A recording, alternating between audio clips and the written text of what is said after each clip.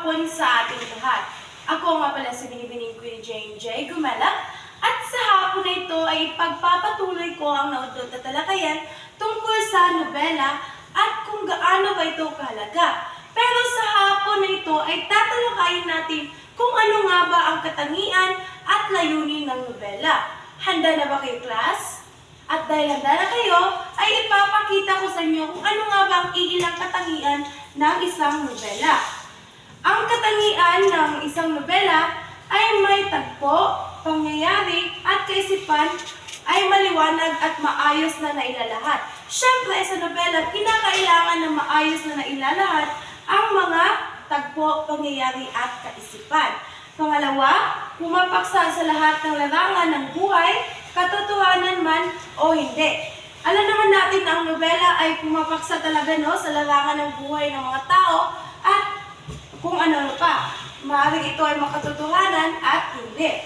Ang pangatlong katangian ay may malikain at maguni-guning paglalahad ng kwento o pangyayari.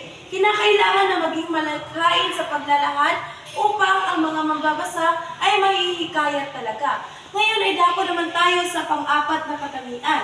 Ito ay pumupukaw ng damdamin ng mambabasa o kawili-wili. Kinakailangan talaga na mapukaw ang damdamin ng mga mambabasa upang sila ay hindi mabagot sa pagbabasa ng isang nobela. Panglimang katangian naman ay bumubuo ng 60,000 hanggang 200,000 na mga salita. Yan ang pagkatandaan natin tungkol sa nobela. Ang pang-anim naman ay kinapapalooban ng mga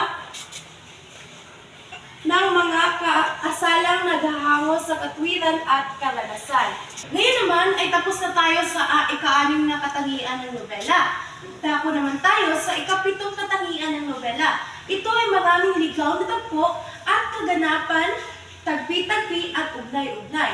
Pangwalo naman ay maayos na balangkas ng mga pangyayari na naglalarawan ng kaisahan sa huling bahagi. Ayon kay Advencola sa taong 2022, kinakailangan talaga na may maayos na balangkas ang isang nobela dahil para ang mga magbabasa ay hindi malito at alam talaga nila ang mga sunod-sunod ng mga pangyayari at kaisipan. Dahil tapos na tayo sa katangian ng nobela, ay dako naman tayo sa layunin ng nobela. Mayroon ba kayong mga katanungan? Wala. Dahil wala kayong katanungan, ay dako naman tayo sa layunin. Sa pagkalahatan, ang layunin ng nobela ay manlibang, magturo at magbigay ng karanasan at kaalaman upang mapayaman ang ating karanasan sa pamamagitan ng paglalahad ng mga pangyayaring tumutugon sa karanasan ng mga tao at maaaring kasasalimin ng tuloy ng matimbang ang mga bagay-bagay na maaaring isabuhay. Kaya alamin talaga natin ang mga layunin ng isang nobela. Alam naman natin ang ilan sa mga layunin ng nobela. Ito ay manlibang, magturo at magbigay ng isang aral upang magpayaman ang ating karanasan. Kaya tatalakayin naman natin ang 5 layunin. Unang-una sa lahat ay ang magpakilos. Gumigising ito ng mga damdamin at kaisipan ng mga tao o mambabasa ng nobela. Pangalawa ay manawagan at manghamon. Tumatawag ito ng hamon at mga alon sa pangyayari ng isang nobela.